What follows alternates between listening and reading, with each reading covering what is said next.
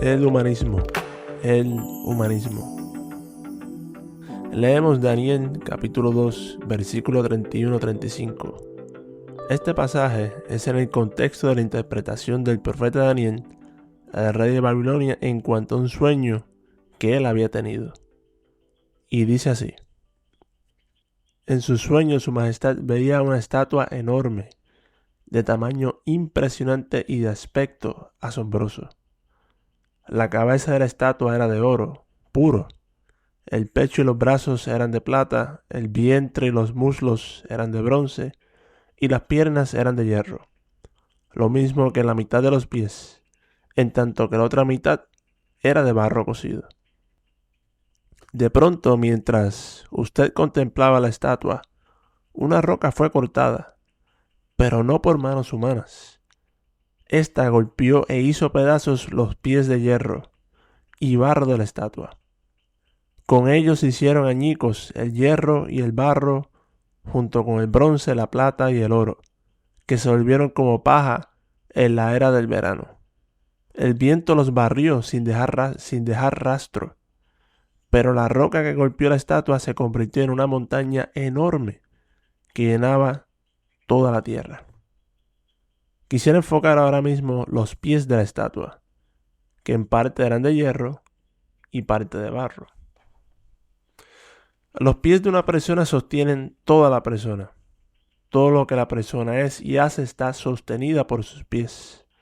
Y en cierta forma es el fundamento del cuerpo humano. Vemos que la estatua que Nabucodonosor vio y Daniel explicó tenía pies en parte de barro y en parte de hierro.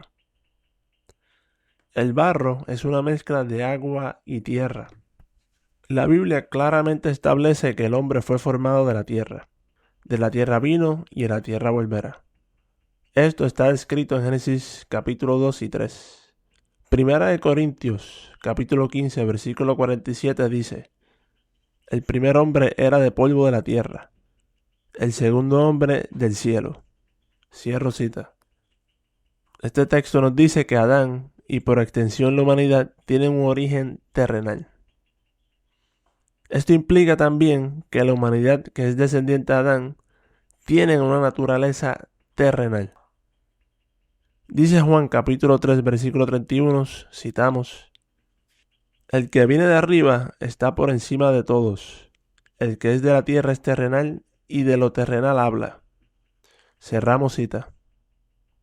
El terrenal habla de lo terrenal porque sus enfoques, prioridades y deseos son terrenales.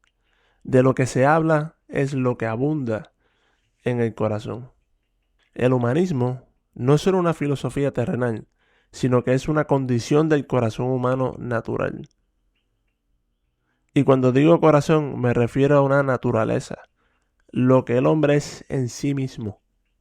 Vemos que un panorama, una definición del humanismo está emergiendo con lo que estamos hablando. El humanismo es que todo se trata del hombre, para el hombre y por el hombre y en el hombre. El pensamiento del hombre natural es humanista. Sus perspectivas políticas, sociales y aún religiosas son humanistas.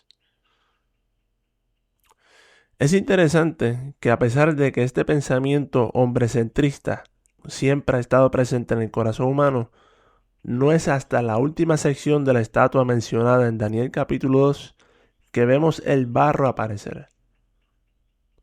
Pero no solo que lo vemos aparecer, sino que es clave dónde aparece el barro dentro del contexto de la estatua. Y cabe mencionar que la estatua representa en sus partes mencionadas varios imperios y reinos que han surgido en el transcurso de la historia humana. Un último reino emergerá en los últimos días, representado por los pies en parte de barro y en parte de hierro.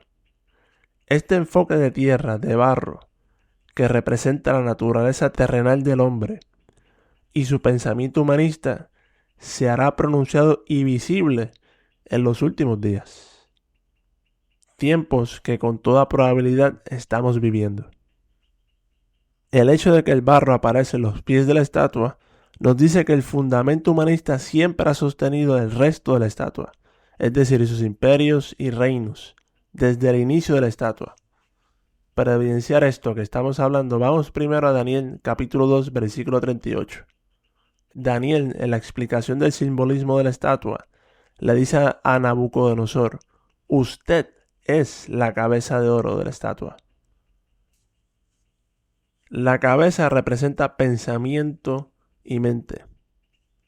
Pero entonces, ¿qué pensamiento había en la cabeza de la estatua? Las palabras del rey de Babilonia en Daniel capítulo 4, versículo 30, nos dan una clave. Y quien fue definido como la cabeza de la estatua, dice: dijo el rey de Babilonia, ¿no es esta la gran Babilonia que yo edifiqué como residencia real con la fuerza de mi poder y para la gloria de mi majestad? Cierro cita. Aquí en este texto tenemos una definición bíblica de lo que representa el humanismo. El humanismo se trata de lo que el hombre puede y hace para su propia gloria y reconocimiento, todo en plena independencia de Dios, para el hombre, por el hombre, en el hombre. Este es el pensamiento que rige todo imperio y reino de la estatua, pero que realmente no entra en plena manifestación hasta el último reino, representado por los pies en parte de barro y en parte de hierro. Nos dice Apocalipsis capítulo 13, versículos 16 al 18, y aquí hablando en el contexto de la segunda bestia que surge después de la primera, y dice así: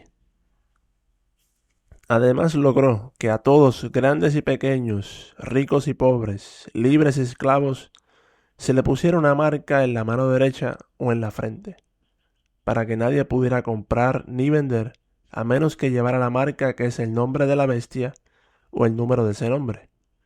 En esto consiste la sabiduría. El que tenga entendimiento calcula el número de la bestia. Es número de un hombre. 666. Cierro cita. Vemos que el versículo 18 habla del famoso número 666, cifra que ha inspirado multitud de comentarios, interpretaciones y hasta películas en diferentes medios. Ahora, con lo que voy a decir, no digo que esto es todo lo que hay que decir o entender sobre esta cifra misteriosa, pero vamos a explorar un ángulo adicional. Dice el texto que es número de hombre. El hombre fue creado en el sexto día dentro de la narrativa de Génesis, así que la marca es totalmente relacionada al hombre. En la marca tenemos 3 múltiplos de 6. Desglosemos cada 6 y su significado humanista. El primer 6, por el hombre. Segundo 6, para el hombre. Tercer 6, en el hombre. La marca en la frente significa que muchos la tomarán por convicción. Ese es su pensamiento. La marca en la mano significa que muchos la tomarán por conveniencia. La tomarán para evitar las consecuencias nefastas de no hacerlo, pero no porque tienen una afinidad ideológica con el último reino.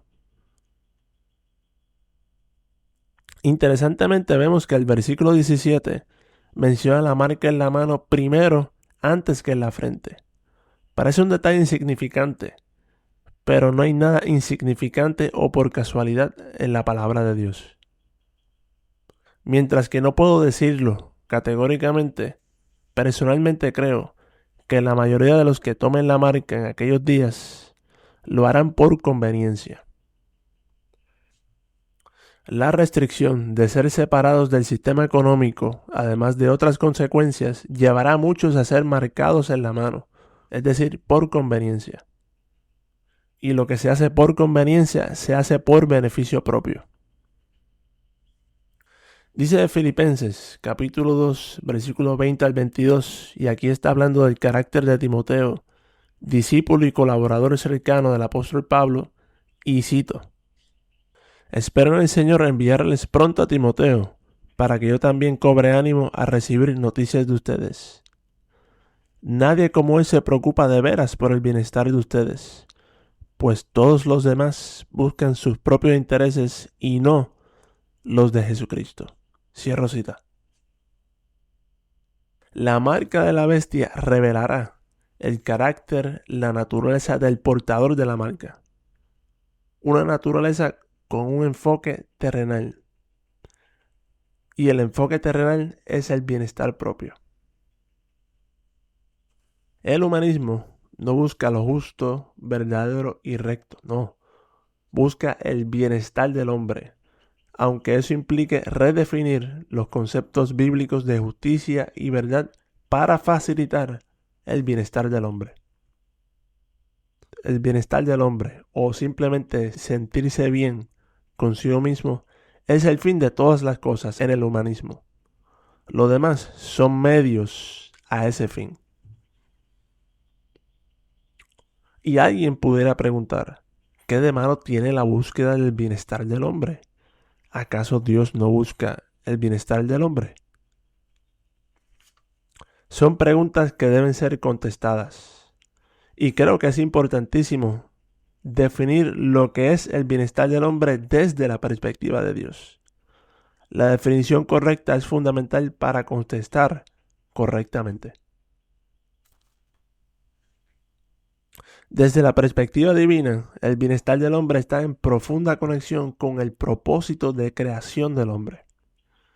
Dice Apocalipsis capítulo 4, versículo 11, y aquí estoy traduciendo directamente de la versión en lenguaje inglés King James, y cito: Tú eres digno, oh Señor, de recibir gloria y honor y poder, porque has creado todas las cosas y para tu placer son y fueron creadas. Cierro cita.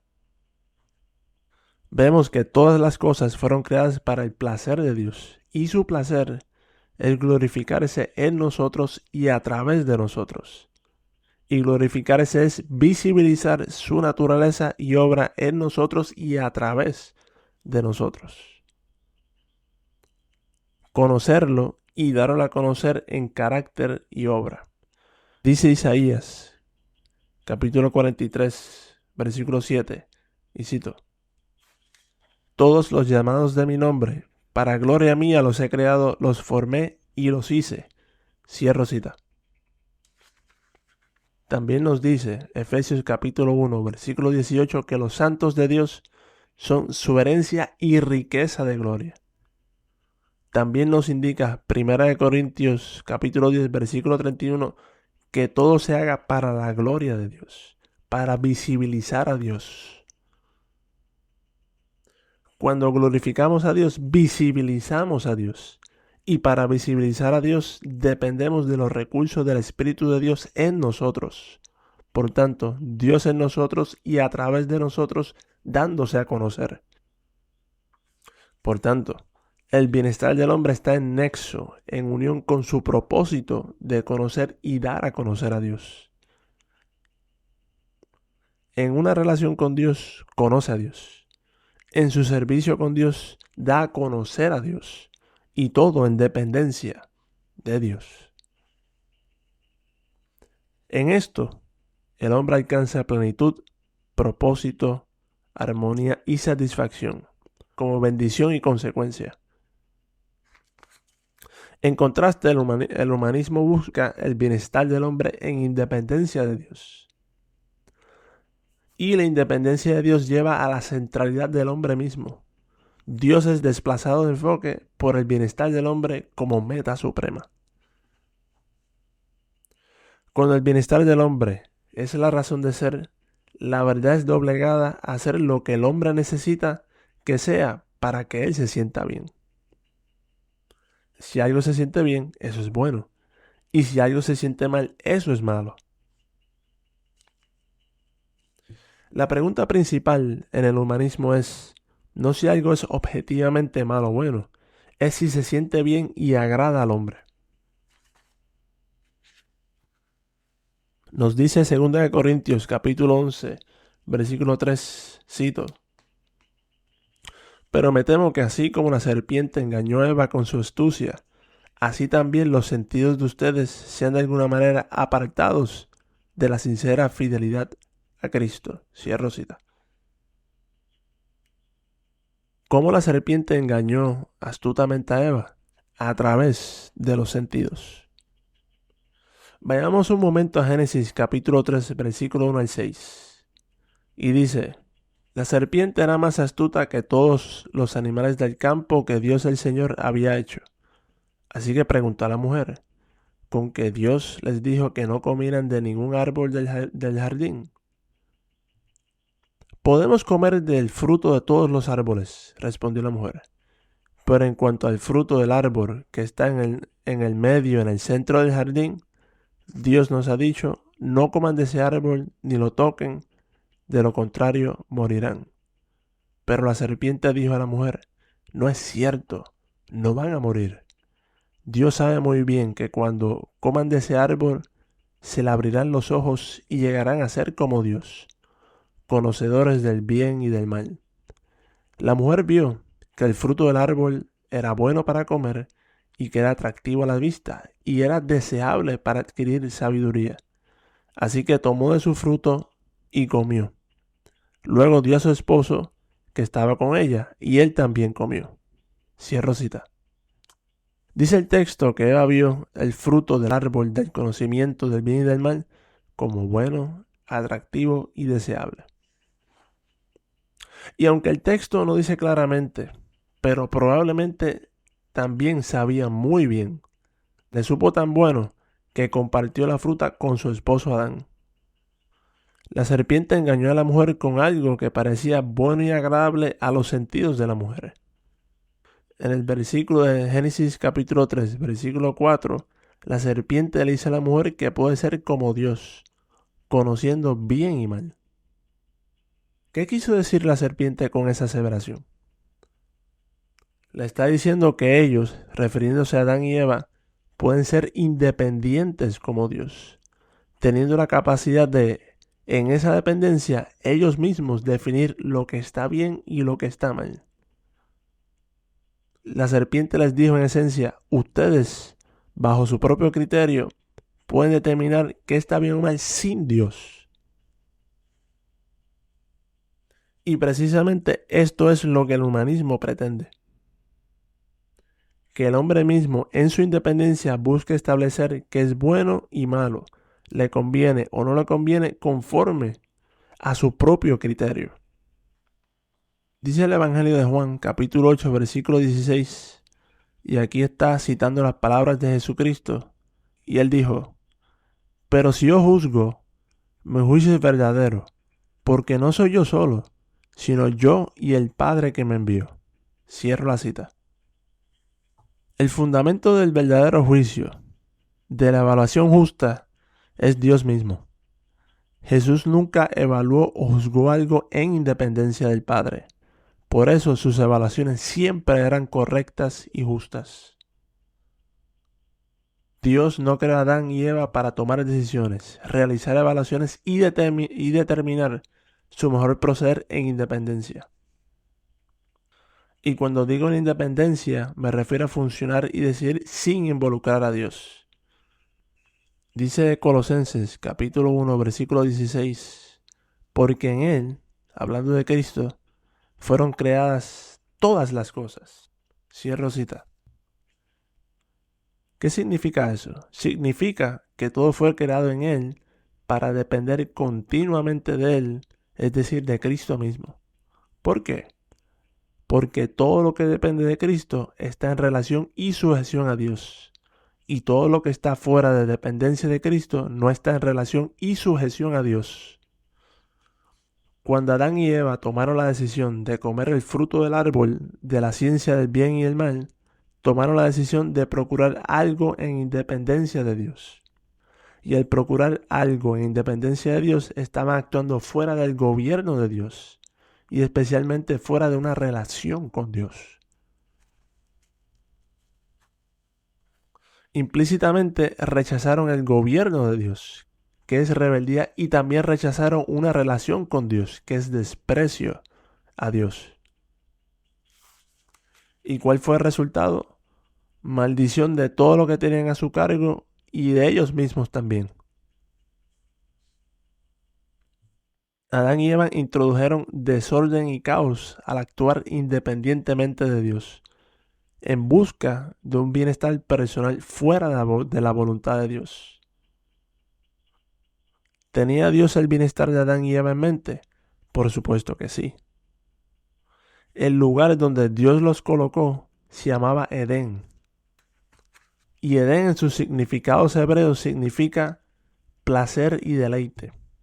Esto nos dice que el jardín de Edén era un lugar de placer y deleite, donde todas las necesidades y aún más serían completamente satisfechas.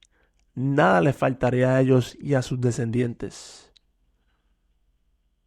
Pero la permanencia en ese lugar dependía de una dependencia total de Dios.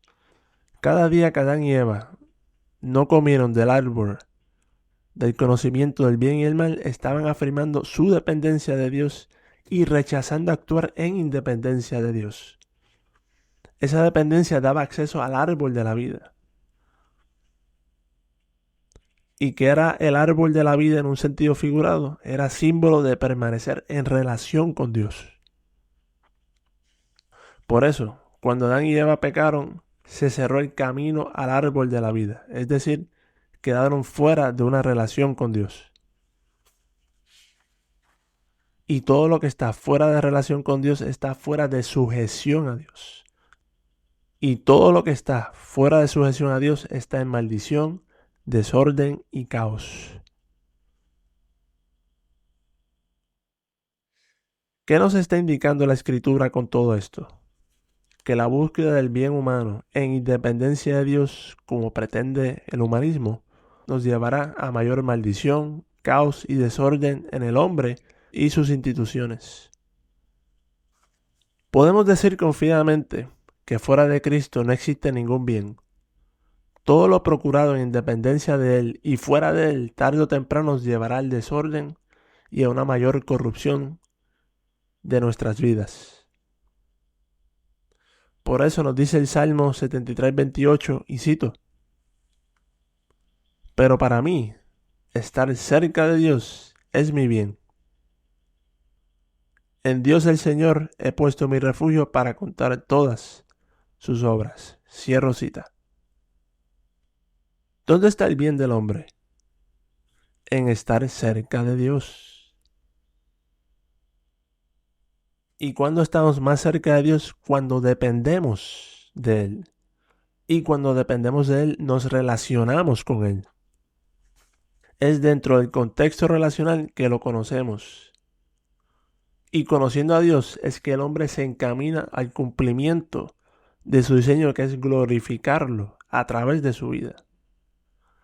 El árbol de la vida se consume en relación con Dios, pero el árbol del conocimiento del bien y el mal, que trae muerte, se consume en independencia de Dios. Entonces surge la pregunta: ¿cómo dependemos de Dios? Dice 1 Tesalonicenses, capítulo 5, versículo 16, que nunca debemos de dejar de orar. ¿Por qué? Porque orar por todo es depender de Dios en todo. Y la oración no es automática, es una costumbre que con perseverancia se va tornando en algo tan normal como la respiración. Pero alguien podría preguntar: ¿pero qué oro? O más bien, ¿cómo entro en el flujo de la oración? El versículo 18 de 1 Tesalonicenses capítulo 5 nos dice, y cito: sean agradecidos en toda circunstancia, pues esta es la voluntad de Dios para ustedes, los que pertenecen a Cristo Jesús. Cierro cita. Vemos que el agradecimiento constante, como punto de partida para la oración, nos da acceso al flujo de la oración. Y esto es algo que podemos practicar y hacer en cualquier momento y circunstancia. Y como dije, es una costumbre que demandará perseverancia. Y constantemente fallaremos al principio. Nos olvidaremos, nos vamos a distraer, pero con una perseverancia violenta volveremos a intentarlo una y otra vez. Y con el tiempo se tornará en una firme costumbre del alma, empoderado por el Espíritu de Dios. En ese flujo de orar sin cesar vendrán múltiples peticiones a la mente por diversas situaciones y personas. Será como un viento que nos va guiando a qué orar. Y en algún punto no solamente tendremos comunión con Dios, sino que nos tornaremos en intercesores móviles. El vehículo, el caminar de un lugar a otro, todo tipo de lugar puede ser un altar de oración. Oraremos por todo y dependeremos de Dios en todo. Y veremos entonces cómo la vida de Dios empieza a fluir en cada uno de nosotros, si perseveramos en esta práctica espiritual. Al principio batallaremos con la distracción, con el teléfono, con el desánimo, con la condenación, entre otras cosas. Pero con perseverancia entraremos al fluir del Espíritu, donde no ejerceremos esfuerzo, sino que oramos, comunamos e intercedemos de forma tan natural como respirar. Iremos de un diálogo interno con nuestro ego sobre fracasos, comparaciones, temores e incredulidades a una conversación extensa con el Espíritu. Las personas alrededor de nosotros notarán un cambio marcado en nosotros y empezaremos a hablar con un lenguaje de fe. El mandamiento de 1 Tesalonicenses, capítulo 5, versículo 16, será una realidad palpable y alcanzable. Estaremos siempre alegres y siempre gozosos. Comprobaremos que, como dice el Salmo 73, versículo 28, que estar cerca de Dios es nuestro bien. Oremos sin cesar, sin detenernos, en perseverancia, creyendo que entraremos en el fluir del Espíritu y seremos vivificados por ese mismo Espíritu. Dios te bendiga, estimado oyente.